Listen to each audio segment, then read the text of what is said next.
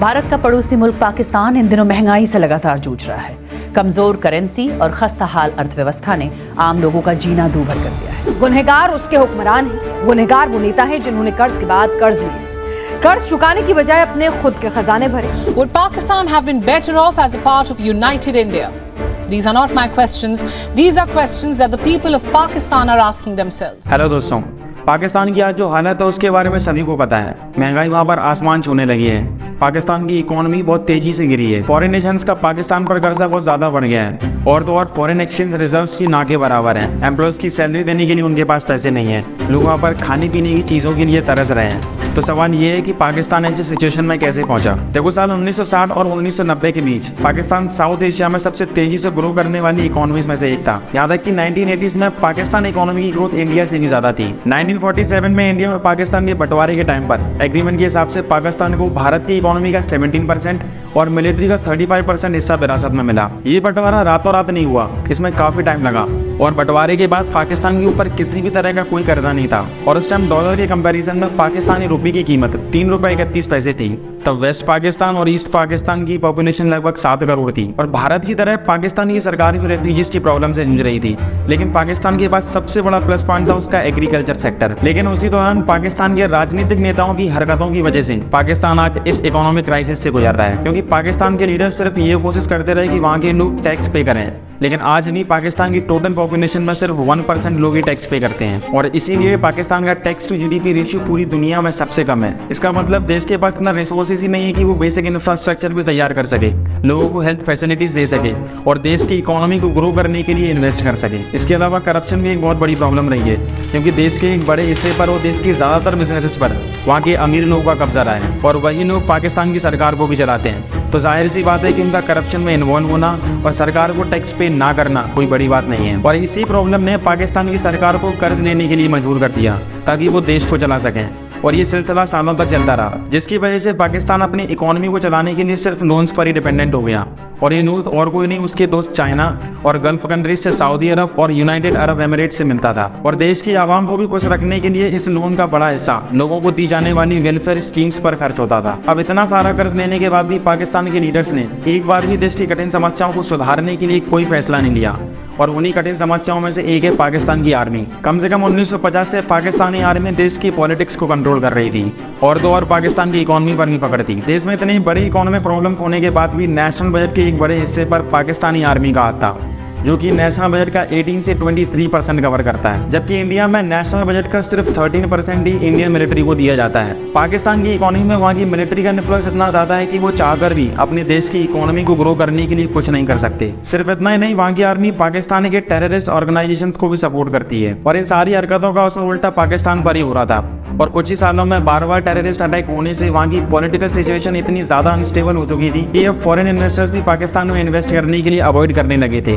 आयुब खान के टाइम पर पाकिस्तान की इकोनॉमी ग्रो कर ही रही थी, लेकिन 1965 के वॉर ने पाकिस्तान की इकोनॉमी को पीछे धकेल दिया। 1960 से 65 के टाइम पर पाकिस्तान की ग्रोथ 3 गुना तेजी से बढ़ रही थी, लेकिन वॉर के अगले 5 सालों के बाद 20% डिक्लाइन देखने को मिला। फिर आया साल 1971। पाकिस्तान के लीडर्स की गलत पॉलिसीज की वजह से पाकिस्तान के 2 टुकड़े कर दिए और बांग्लादेश पाकिस्तान से अलग हो गया, जिसकी वजह से पाकिस्तान की इकोनॉमी को काफी डाउनफॉल देखना पड़ा। फिर आया साल 1998। पाकिस्तान ने अपना न्यूक्लियर बॉम्ब टेस्ट किया। पाकिस्तान की इस एक गलती ने उसकी इकोनॉमी की कमर तोड़ के रख दी। G8 ग्रुप में शामिल देशों ने पाकिस्तान के ऊपर कई सारे सैंक्शंस लगा दिए, जिसकी वजह से पाकिस्तानी की इकोनॉमी को बड़ा झटका लगा। साल 1998 में पाकिस्तान का जीडीपी ग्रोथ रेट बस 2.55% था। पाकिस्तान की हालत काफ़ी बुरी थी और बाकी बची कुची कसर कारगिल वॉर ने पूरी कर दी। लेकिन अमेरिका में फिर कुछ ऐसा हुआ जिसने पाकिस्तान को एक नई आशा दी।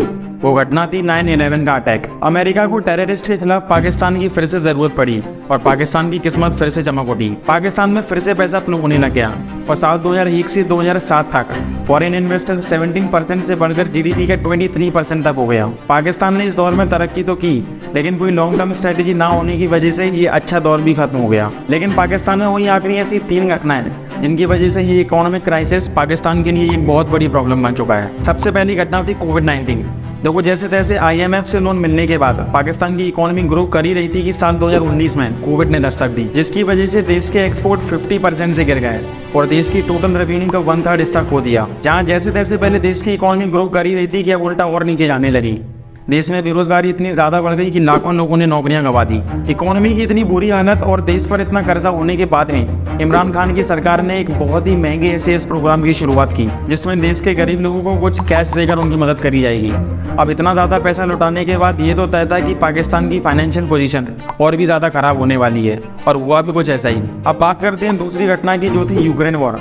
अब आप सोच रहे होंगे कि भला पाकिस्तान का यूक्रेन वॉर से क्या लेना देना, लेकिन लेना देना है, क्योंकि यूरोप और रशिया के बीच हो रहे इस एनर्जी वॉर की वजह से ऑयल और बाकी एनर्जी कमोडिटीज़ के दाम बहुत तेज़ी से बढ़ने लगे। अब क्योंकि पाकिस्तान एनर्जी के लिए दूसरे देशों पर ही ज़्यादा डिपेंडेंट रहता है और करीब 40% एनर्जी की सप्लाई दूसरों देशों से ही होती है। अब यूँ एनर्जी के दाम बढ़ने की वजह से पाकिस्तान की इकोनॉमी को बहुत नुकसान हुआ, जिसकी वजह से महंगाई ऑलमोस्ट डबल हो गई, जो कि अराउंड 24.5% थी। खाने पीने की चीज़ों के दाम भी 35% से बढ़ गए, जिसकी वजह से छोटी छोटी चीज़ें भी लोगों के लिए खरीदना मुश्किल हो रहा था। अब डर इस बात का था कि पाकिस्तान में कहीं भुखमरी ना फैल जाए। इन सब के चलते पाकिस्तान का फॉरेन एक्सचेंज और भी कम हो चुका था।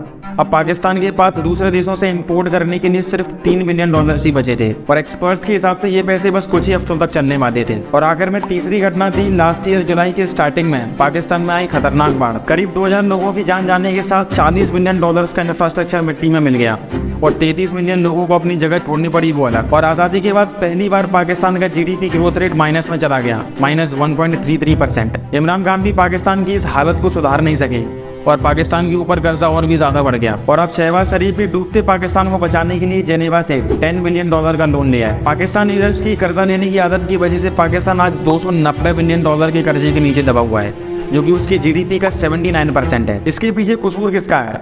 पाकिस्तान के पॉलिटिकल लीडर्स का, पाकिस्तानी मिलिट्री का, आतंकवादियों को सपोर्ट करने का, या फिर लोन लेकर मजे करने वाली पाकिस्तान की पॉलिसीज का? सवाल बहुत सारे हैं जो पाकिस्तान के सामने खड़े हैं। तो दोस्तों, ये थी 1947 से अब तक की डूबते हुए पाकिस्तान की कहानी। तो मैं आशा करता हूँ कि आप लोगों को ये इन्फॉर्मेशन पसंद आई हो, और सच में अगर आपको कुछ भी पसंद आए हो तो प्लीज़ इस चैनल को सब्सक्राइब करना ना भूलें।